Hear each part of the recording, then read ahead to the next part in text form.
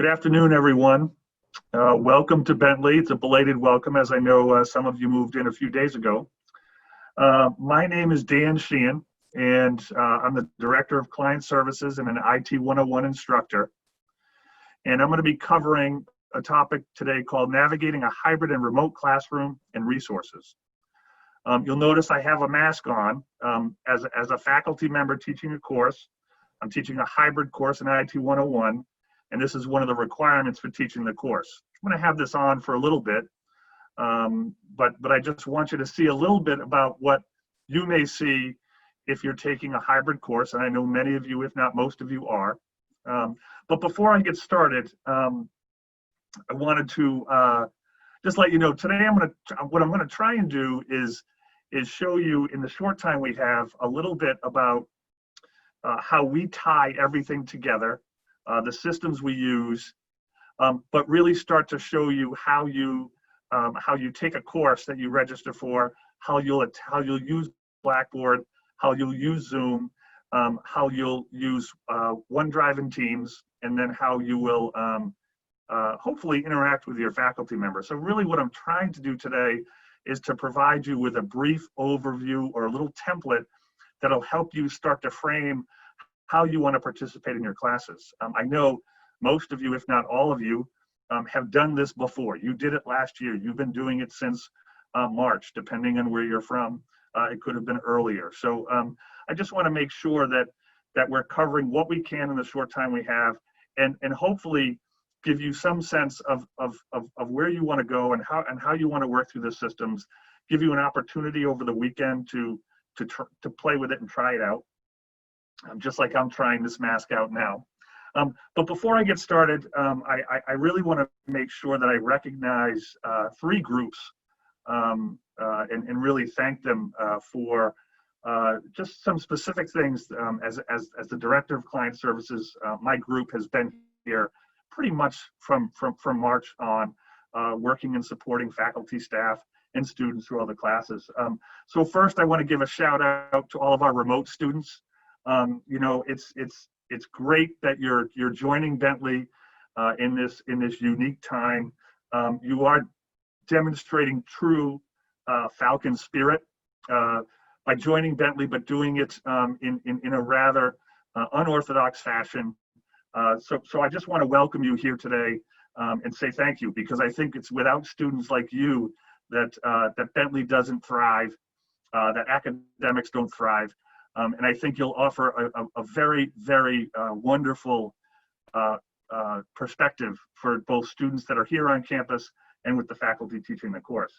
And then I want to do another shout out to our residential students. Just say thank you for coming.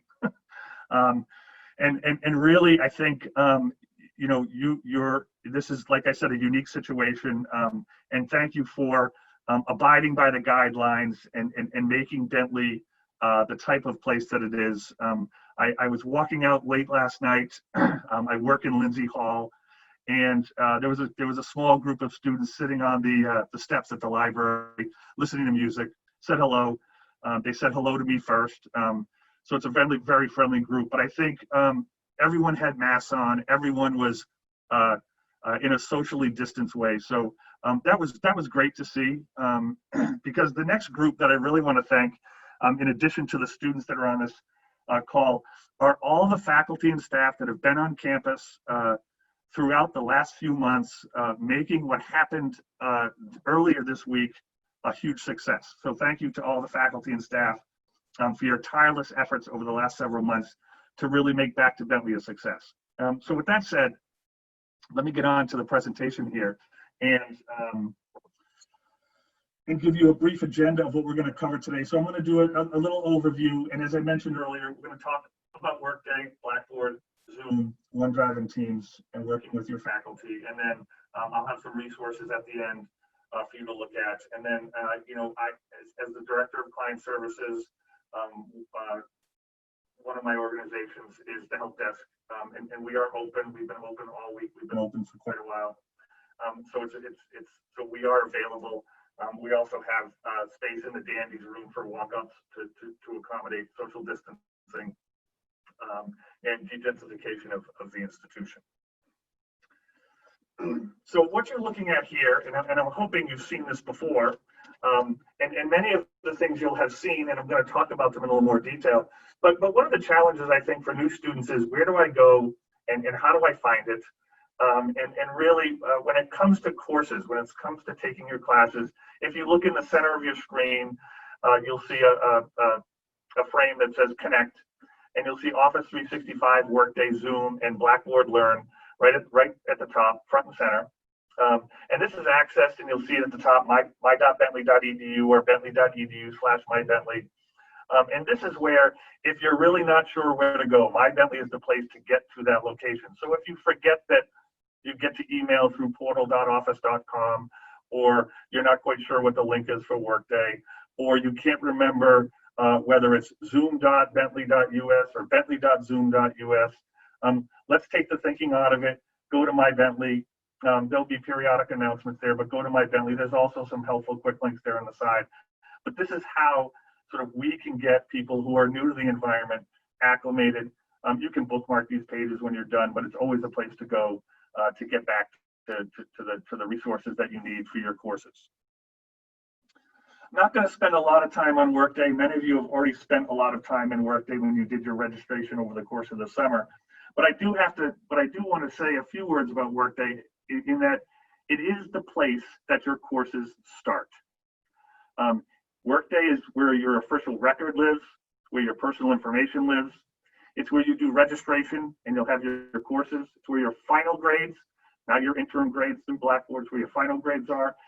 It's where you look at your degree audit, and it's where you'll petition to graduate, where you'll ask to graduate. So you've registered for classes. You can do drop, add, and swap shortly. And I'm going to pull this down just so people can see my face, but I just wanted to give you a flavor of what it would look like in a class. But in a hybrid class. But I think it's important for you to understand that Workday is the source of all your official information. So once you graduate, your academic record lives in the Workday environment. You're registered for classes now. Some of you may have changed your classes this week. Some of you may be working with academic services. And some of you may take a class on Monday and say, wow, I really don't want to take this class. And you're going to try and get into another class, and you'll drop and you'll add, or you might swap a class. And so it's very important to understand how these systems work together. So you're going to go into Workday, and you could have your 6 courses, and you'll be ready to go. And everything will be fine. But for some of you, you might change your classes over the course of the next 2 weeks, and that's fine too. But understanding how it all works together, how it goes from registration into Blackboard, into a Zoom, and into course, it's really important for you to understand, so that if you get kind of hung up and not quite sure where things are or where I need to be, this is where it starts. So once you're registered for a course in Workday, overnight, and again, it's important to understand overnight, your registration will get loaded into Blackboard, which is our learning management system. And Blackboard is where our faculty build their course and plan their course out for the semester. So, and faculty do it in many, many different ways, but there are certain constants in Blackboard that you'll see this semester that you'll want to look at and you'll want to be familiar with. And Blackboard lays it all out. I've got a couple of screenshots in a moment. But you'll have announcements. You'll have a syllabus. I can't emphasize enough the importance of reading the syllabus. As I've been teaching IT 101 now, I think this is my 7th or 8th year. And it's amazing how many students ask me during the course of a class what the requirements are. And they're in the syllabus, and the syllabus is readily available. It lays out the guidelines, not just for your course, but also some of the academic guidelines, some of the academic integrity guidelines that you are responsible for and that you're accountable for. So I encourage you to read the syllabus. And if for nothing else, the syllabus typically does lay out the semester. So it lays out when a midterm exam is, it lays out when the final is. So that's an important place for you to start. Depending on how organized you are, and some of us are very organized and some of us are a little scattered. But at some point, we all have to come back to one place to figure out what we need to get done tomorrow, what we need to get done next week, and what we need to get done in the coming months. What we put in place in Blackboard, and when I say we, we have a wonderful group on campus in the academic technology department. They manage the Blackboard environment, and they spent a tremendous amount of time not just setting up the Blackboard environment, but also working and setting up the classroom environments, so you as students and faculty that teach in those classrooms, and many of them new classrooms with great technology and many new features that weren't available in the spring. That group in academic technology has worked really hard, not just building the environment, setting up the infrastructure, but also working with a group of people in the systems group in IT, people in the networks group in IT, and working across divisions with faculty and academic services and academic affairs. So what you're seeing is in Blackboard, and what you see in Zoom, and what you see in the classroom, and what you experience is really an effort across campus. And one of the things they did was they're asking faculty to put the Zoom class information out there. So you can log into Zoom, but where do I go from there? And you'll see as we go through in the next few slides that it's ready and it's available. And then, of course, your assignments, your quizzes, and your tests, those are there. And some faculty use, it's just a place for grading. IT 101 uses the technology within Cengage and Blackboard to integrate those two, those assignments, quizzes, and tests. So you'll work through Blackboard primarily for the semester. And you'll work with your faculty, and you'll use Zoom for the classroom experience. There's one thing I do want to mention, and we get this question a lot at the help desk, and we've been getting it during the week as well. I don't see my class. I don't see my classes. Is there a problem? And it's really one of three things that's going on, and I'll go in order of least likely. And the first is that you're not registered for the class. So if you think you're in a class, if you happen to write it down and you don't see it in Blackboard, check Workday. Are you registered for the course? Do the sections match? We did have sections over the course of the summer that were going to be hybrid sections, meaning there was going to be an in-class component with students and a remote component that turned from hybrid to synchronous. And so that section designator could have changed from HB to SN. And if you wrote it down and you're looking for an HB and you're seeing an SN, that could be why. You want to go out and look in Workday. And if you can't find it, you can talk to the registrar. If you don't see it in Workday, you can talk to the registrar's office or some advisors in academic services. The other thing that I want to mention is, if you don't see it in Blackboard, did you just add the course today? Like I said, courses go from Workday to Blackboard overnight. And so if you're going to look for a class and you added it literally at 3 o'clock today, and you're going into Blackboard now, you're not going to see it. You'll see it in the morning. And it's important that I want to mention that, because if you add and drop a class on Tuesday and you want to take a class, that class that you added starts on Tuesday, you won't see it in Blackboard. So it's very important that you contact the faculty member so you can get the Zoom access information. And it's perfectly appropriate for you to email the faculty member and say, dear Professor Sheehan, I just added your class at 3 o'clock today. I know the class is at 5 o'clock. Could you please send me the Zoom class information, because it's not available in Blackboard yet. And you'll see it the next day. And I encourage you to do that as early as possible to give the faculty member as much time as possible, because they may not be checking their email. If you do it 5 minutes before class, they may not see it because they're probably in class getting ready for that Zoom session. And the last piece, which is probably the most relevant here, is that a faculty member, and I'm included, I haven't made my course available yet for you to see. And so a faculty member is either building the course. I will tell you that I do not release it. I sent an email to my class yesterday and said, you won't see it until Sunday night. I don't expect you to log in until Monday morning. And that's just how I do it. Other faculty members have it up and ready early. But if you don't see it, and you know you're registered, and you know that it's in Workday, and you know that you added this, that this class was not added today and it should be in Blackboard, email your faculty member. Just find out, is the course available? And most faculty members will say, no, I haven't turned it on yet. You're all set. Okay, so that's when it comes to where do I see my classes, this is really what I'm talking about here. And I want to talk through this for a minute, but you'll notice I have 2 arrows here, and I know this is a little bit small, but I think it illustrates the point. If you were to log into Blackboard now, this is what you'd see. You'd see that your My Courses are on the right-hand side, and you've got your 5 courses that are sitting there for this particular student. There are announcements in the middle, and then there are tools on the left-hand side. You can look for grades. You can do performance. There are certain things that faculty members will use, and many things that faculty members will not use. Okay, so you've got this section in Blackboard for announcements, and you've got a section for courses.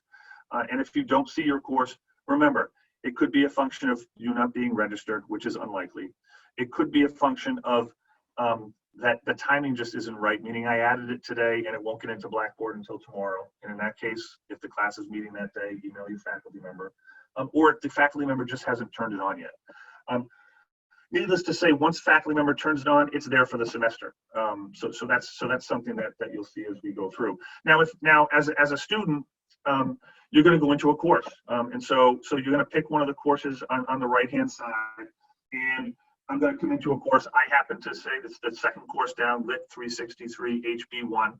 I happen to click on that course, and you'll notice that it defaults to a set of announcements. Okay, and it just announces that the course is online, and that there was an email that this particular faculty member sent. They wanted them to do a survey about how they were going to attend class. That's that link in red out in the middle of your screen. And then the faculty member, and we're being asked to do this as all faculty members, you'll notice there's a link to the Zoom course there. And we'll talk about Zoom in a minute, but this is where you're gonna go every day that you have the class, twice a week, once a week. Where you're going to go and you're going to access that link and you're going to access the course through there. You'll notice on the left-hand side, you'll see a section for announcements. You'll see the syllabus. Typically in the section for the syllabus, there's not only the syllabus, but there's the rules for academic integrity. I encourage you to read through the rules of academic integrity. But the combination of the syllabus and academic integrity lay out the rules for the course. So, for example, a lot of the expository writing courses that you'll be taking, there's an academic integrity component, but in the syllabus there's also a citation component. You'll want to make sure that you understand the rules of the road there when it comes to not just academic integrity, but the citation requirements. This particular faculty member happens to have a weekly schedule, happens to have a discussion board, happens to list assignments and rubrics. IT 101 looks vastly different. There's course documents, there's quizzes, there's different things that are posted. It's a much longer list. And then what you'll see in every course, and it could be at the top or it could be at the bottom of the list, is the Zoom class info. And I'll get to that in a few minutes when I talk about Zoom. But that's in that section. There's more information about how to access the course. But for those of you who haven't used Zoom before, and I know, for example, that I have children in high school, they use Google Meet, and that seems to be something that a lot of students are familiar with. And if you're not familiar with Zoom, it's probably a good place to go, and I'll show you that link and I'll show you what's there in a few moments. Also understand that we have a different course notation. HB is hybrid. What that means is that students will be remote and a component in class. We are going to be completely remote for all classes, even if it's an HB, and I know your faculty have all told you this, for a week, so that people can get acclimated. Buildings are going to be locked down, the library is going to be closed, the Jennison building is going to be closed. This is really just about getting everyone on campus and doing our due diligence in terms of having people tested and making sure that the environment's safe for everyone here. And so for me, I teach classes on Monday and Thursday. I'll be doing those classes remote next week, and then I'll be back with a small group of students in the class when we start, and we'll rotate through. And so faculty are asked to balance that out. So for the students that are here, for the students that are remote only, you'll be dialing into the class. And I can say that our academic affairs group did a lot of work this summer, standing up some trainings, not just technical trainings to work in the classroom, but also trainings to help faculty do a more engaging class in a remote environment, in a hybrid environment, so that you can engage all students. So I think we're heading in the right direction. I did a bunch of trainings, I did a lot of reading, and I'm going to try and make it the best we can, the best we can for you as we go through the semester. And I can only tell you that give your faculty members a break. The technology is brand new in the classrooms. They may get a little late start in the beginning, but they will figure it out, they will learn it, and people will just get humming along, and it'll just be like a normal class. When it comes to Zoom, and again, there are people that have used Zoom and there are people that haven't used Zoom. Bentley has its own Zoom environment. It's bentley.zoom.us. And it's important to do two things. One is it's important that you sign in first. If you just click a link off of Blackboard and you don't have a client downloaded, a Zoom client downloaded, it could bring you to another instance of Zoom, and it just be zoom.us. And it's not going to look the same, and it's not going to feel right. And typically, in the beginning of this, we saw this in March when we went fully remote at Bentley. Typically, it just takes a few class meetings for all the students to really get used to the routine of how to get into each class. It's the same for every class. We're recommending people log into Zoom first, and then click on the go to my meetings in the top, and then type in the meeting ID and use the password. Once you've logged into Zoom, and you've all logged in here to Zoom today, so I'm really preaching to the choir on some of this stuff, but we do find that when you're logging into classes, the order is important. Verify your audio and video. Some faculty members, they will talk to you about this. They will mention it if they do it. We'll do breakout rooms in Zoom. This is sort of in-class group work. And so they'll ask you to bring a headset. You know, I've got a headset here. There's no specific headset for Zoom, but headsets are something that you may need in class. So if you have them and you have a backpack, you can just tuck them in the backpack to help you in the class when you're doing group work. Because what happens when you go into breakout rooms, there could be, and this is typically in a hybrid class, you're going to have students in the room talking to their groups. And so you want to have minimize that noise. For students that are remote, that are jumping into the breakout rooms, again, it's a function of where you're doing your work. If you're sitting at a desk like I am right now and there's no one else around, certainly, you don't have to wear a headset unless there's a challenge with the audio, or there's feedback, or you're in a place where, we had some, I had some meetings over in the spring where people were getting work done in their homes. So you hear hammers in the background and saws in the background. And when you put on a headset, it makes it easier for folks to hear you.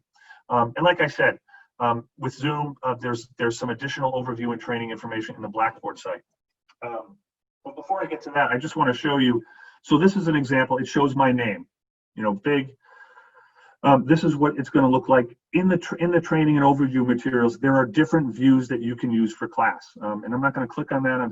It's in Blackboard. I encourage you to go out and use it. But the controls are typically at the bottom. They can be moved depending on how you want to orient the class. The exit or leave the meeting is sitting on the bottom right there. And like I said, if you're in a classroom, you want to bring a headset. There, faculty members like I'm doing right now, and staff members will share a screen. But you'll notice down at the bottom, there's an unmute and a start video. This is actually a screenshot, so this is why you can hear me. But the notion of people talking and people being on mute, it's actually now okay if someone says, "You're on mute, can you turn yourself on?" It's not rude. You're actually helping that person who might go on for minutes and then think that folks are rude because they haven't responded. So please feel free to speak up in a kind way when someone hasn't done something that they need to do technically. And faculty members may have different rules and different guidelines for whether or not they want to see you, whether or not the video should be on or off. I do know that there are some faculty members that prefer, for example, and I do this in my class when we're doing some Excel exercises, you don't have to have the video on when you're working through an exercise. Because you might get up, or you can turn the video off if you need to use the bathroom or something like that. So again, there are going to be some norms that each class will have that faculty will ask you to do so that they're sure that the class is running efficiently and effectively. Like I mentioned, I jumped back to Blackboard again, but it's important for Zoom. So on that left side, the column, it has Zoom class info. I just clicked on that link, okay? And what you'll see is this particular faculty member put their Zoom link into this page. They also had it on their announcements page. There's also the third one down is asking you to sign into your Zoom account. And then once you're signed in the upper right-hand corner, click on join a meeting, and a faculty member will put the meeting ID and if there's a password.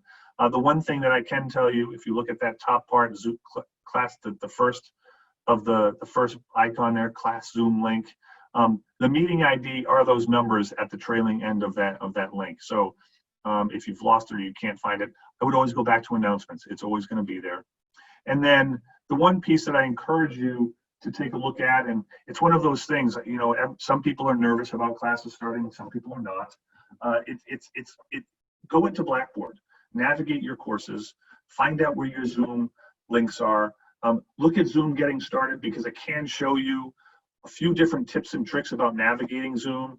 I don't really want to see everyone on the screen. I just want to see the faculty member when he or she is speaking. Then there's a setting to do that, so that the faculty member is front and center.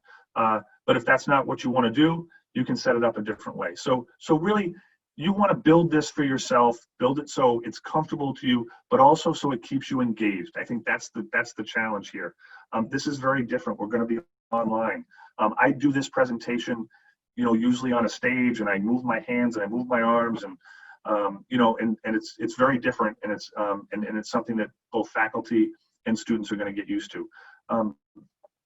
There's our Zoom piece. Now here's one that I think is really important. So we've registered for your class in Workday. We know that our classes exist in Blackboard.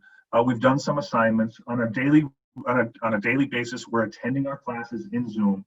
But now we have things to do outside of class. We have our homework. We have papers to write. We have assignments to write. We have math work to do. And one of the things that you have as a student here at Bentley through Office 365 is OneDrive and Teams. And I really want to take a few minutes just to really emphasize here the importance of Office 365. The first thing I want to talk about is OneDrive. You have a terabyte of space in your OneDrive account. It's a lot of space, okay? That OneDrive account is in the cloud, okay? It can certainly be synced to your local file structure on your Mac or Windows computer, but it's in the cloud. It is the place where you can leave your computer in one place, log into a computer somewhere else, and you can still get to your content and your data. It's also the place that protects you from a catastrophe with your computer. So you spill something on it and you can't get to the hard drive and it doesn't boot up and you've got a paper due. Save all of your coursework, save your important documents, get in the habit of using OneDrive. So that top frame here, you'll notice when you log into Office 365 for the first time, portal.office.com, Microsoft Online, there's options here, and OneDrive is one of the options. And when you click on OneDrive, you'll see below that, you'll have a whole different file structure there, okay? If you're not sure about OneDrive, visit the client services website, the IT website, getting help. There's lots of information. You can do www.bentley.edu/Office 365, and you'll get to a lot of information about how to use these tools. You can actually Google Microsoft, how do I use OneDrive? Very simple, very easy. It's just saving a document, and you can save it either through, you can upload it into OneDrive, or you can save it right from your desktop if you have it synced up. We have instructions in our service portal on how to handle all of that work in OneDrive. But OneDrive is very important, available online, anywhere, on any device. It is the one place. We see this happen all the time. I lost a paper that's due tomorrow. Where'd you save it? It was on my computer. Okay, it's a terrible, terrible thing that happens, and there's not much that we can do about it at the help desk once your hard drive is gone. Save it somewhere else, and it can be a backup. You like to work on your hard drive? Fine, back it up to OneDrive. Okay, and there are ways through to either speaking to the help desk, and we're going to talk about support at the end of this discussion here, but there are ways to connect this so you can actually streamline your work. What I found is that everybody's different, and you each find a different way. We each find a different way to do our work, and so it's important for you to just sort of play around and use it. But you'll also notice here, and I just want to take a mention here, Word, Excel, PowerPoint, SharePoint. I'm going to talk about Teams in a moment. The Word, the Excel, and the PowerPoint that you see in front of you here are web versions of the application, okay? They do not necessarily take place of the applications you would use when you download Office onto your desktop. They are web-based, so they are a little bit lighter, meaning they don't have as much functionality. It's good for editing, good for looking at, but I would not necessarily recommend for anyone taking IT 101 to use the Excel that's out here on the web on Office 365, I would use the Excel that's on your computer, whether that be Excel on a Windows side or the Excel for Mac. That's that downloadable client. So just keep that in mind as you're going through, because that interaction, I open something up and it looks like it's web-based, it probably is. And you can download that or you can work on that in the client as well. Teams is important for a couple of reasons, and I can spend an hour and a half on Teams. I love Teams. We use it for client services. We use it across campus with all our departments. What's amazing about Teams is that there's a client version and a web version. They are the same. And it fully integrates with everything that you use in Office. So you'll see here an image of my calendar. There's obviously nothing here, but I have a calendar. This is a different look. This is actually, if you see in the upper right-hand corner of that frame, FF. It's our test student called Flex Falcon. So he doesn't actually have anything to do this week, but we often do. But it fully integrates. And if you look on the left-hand side, and I know it's tough to see, but you'll see some icons on the upper left underneath the waffle there: activity, chat, teams, assignments, calendar, files, shifts. Okay. We actually have shifts for our work study students and client services. Files are things that you would store on Teams. There are team sites. Any student can create a team site. You can create a team and it can be something for coursework, it could be for a club, it could be for an organization, it could be for something with your roommates. You could set up a team with your parents because it does allow guests. So you can use Teams to collaborate. You can work on documents together. You can keep documents in one location.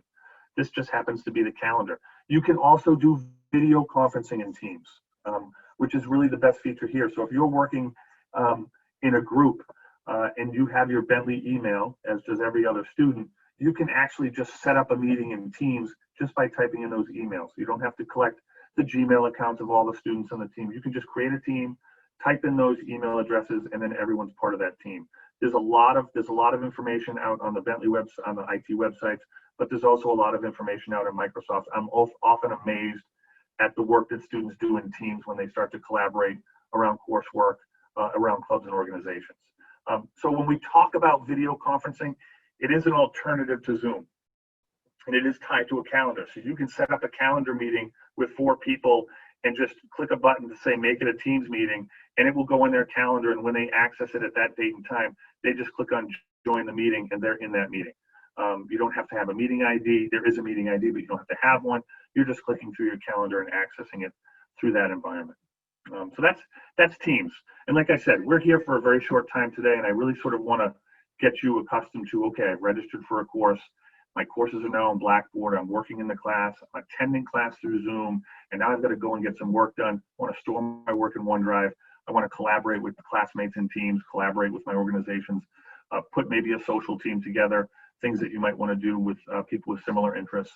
Okay, so there's lots of things that you can do, and you can actually also use any of the Office tools when you're using Teams. Now, one of the most interesting things I find about the new environment at Bentley is remote learning does present barriers. It's very easy to sit in the background and not say a word. A faculty member may not even see you remotely and may not recognize that you're sort of drifting off, and we need to bring you back into the conversation. So we might call on you, or we might shift gears and we might sort of do something a little more animated in class. And so this notion of having a remote course, and even if you're in the classroom, you're going to have remote students with you as well in a hybrid course. Having a mask on. I had that mask on for about 10 minutes. It creates a different impression. You can't see my mouth move. Having a video, getting sort of the tired video eyes and being tired, and then just listening to a voice on a computer, right? I could have lost people already, or they know all this stuff and they're just sort of drifting off, or they're doing other work, or they're answering emails, or they're surfing the web. Things that, I'll be honest, students do in my classes. It's not going to change, but it's something that I don't see as a faculty member teaching remotely. And so you have to remove those barriers in class, but the most important thing you need to focus on and really have some discipline to do is engage with your faculty. Visit offline hours, send an email, participate in class. One of the great things about class is that, at the beginning of class and at the end of class, a faculty member has 5 minutes. They might have 10 minutes where you can stop and say hello and you can talk to someone. Or I might have mentioned something in class and you just want to make a personal connection with something, a location, a place, an activity. That's going to be hard to do when those meetings end. And so it's perfectly appropriate for you to engage in a different way. Send an email, all right? Participate in class, visit your online office hours. Provide feedback. When faculty members ask, they're looking for people to engage. Most times when you're in person in class, faculty members have a participation grade, all right? You've got to participate. And I think it's going to be a little bit difficult for some faculty, at least initially, to get used to the hand raising and who's the person that's participating all the time and who might I need to call on, or am I going to set up some different groups, okay? And then the last thing is you need to communicate when something's not working. So for example, if you're in a cinema class and there's a class that's posted out on videos on videos.bentley.edu and you can't access the video, don't let it sit. Let the faculty member know. There could be a technical issue that needs to be addressed. There could be another issue because you're a remote student and all of a sudden access to this environment is not available anymore. We saw that happen in the spring. You need to communicate with your faculty member. And if you communicate when something's wrong and you do it in a timely fashion, faculty members are going to cut you a lot of breaks, right? It's not good enough to sort of say, well, I haven't had access to it all semester, so what should I do now? Like, bring it up right away. I can't get access to this video. It's going to be impossible for me to participate in class. Do you have another alternative? Bring it up. And faculty members, if they can't solve it themselves, they're raising it to the academic technology group. They're raising it to the help desk. They're raising it to client services and my team. So just be aware of those things. And if we can't fix it when we get it, we're escalating those to our networks teams and our systems teams, or we may be going to a vendor. Why is this movie not working, but it's working for everybody else? So bring it up. We don't know to fix something if we don't know it's broken. That's a message I send to my IT 101 class all the time.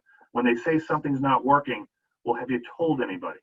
And telling your roommate isn't the same thing as sending an email to the help desk, right? So work with your faculty, get help when you need help, and engage your faculty. I know this is tough for you, but it's also tough for us.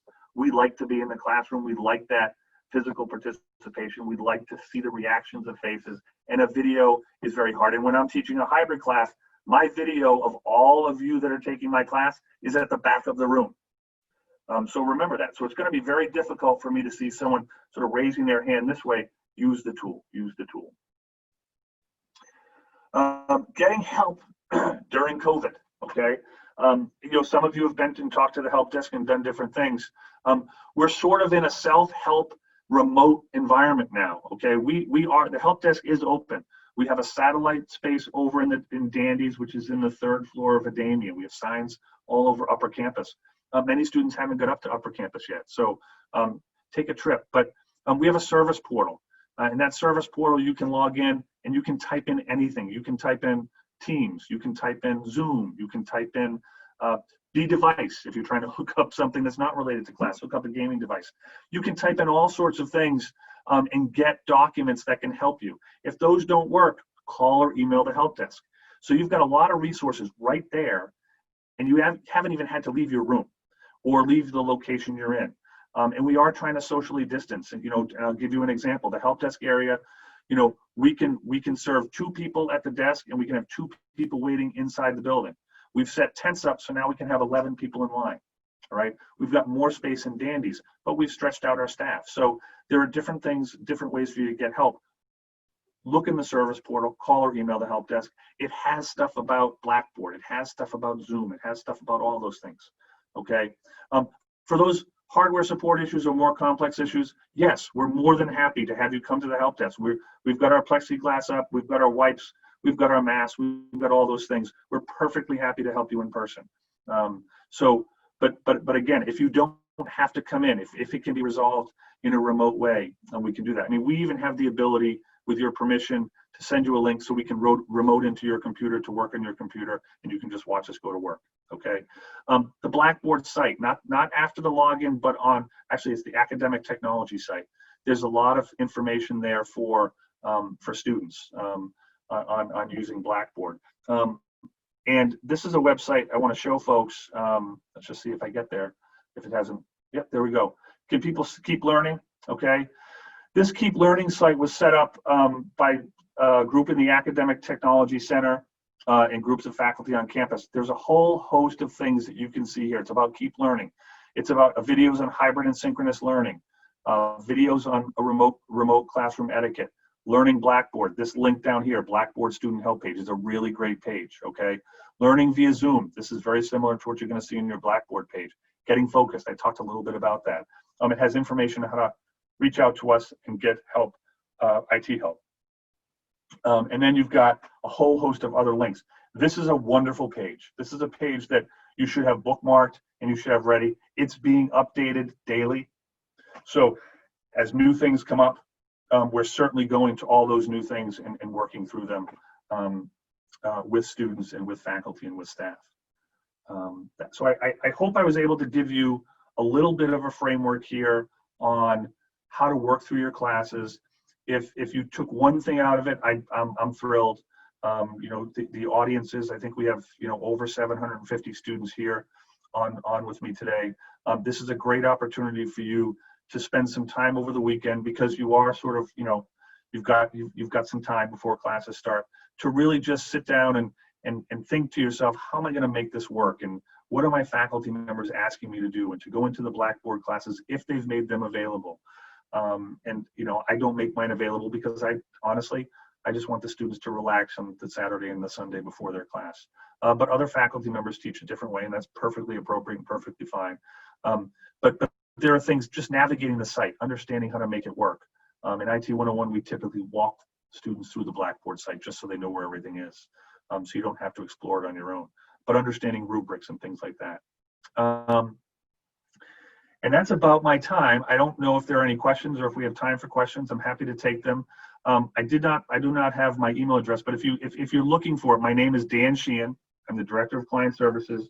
And really, if you have a question, you don't have to email me directly. You can email helpdesk@bentley.edu. And when you email the help desk, it creates a service ticket, an incident, whatever it is. And I've got a wonderful staff that's ready and waiting to work with you and help you get through any technology issue that you may have, or at least get you in touch with the folks that can help if it's something that we can't resolve.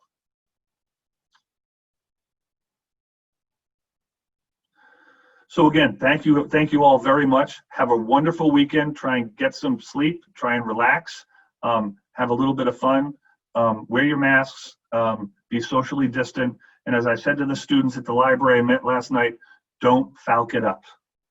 Right? Thank you very much.